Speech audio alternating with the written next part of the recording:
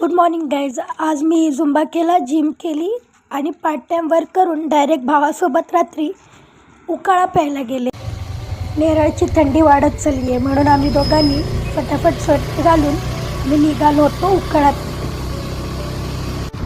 हे आहे ते ठिकाण अमृतालय. इथेच नेरळचा स्पेशल उकाळा भेटतो. तुम्ही इथे कधीही येऊ शकता.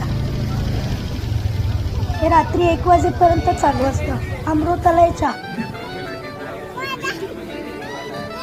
कानवरती खाली इकडे बघ, इकडे पण तू बघा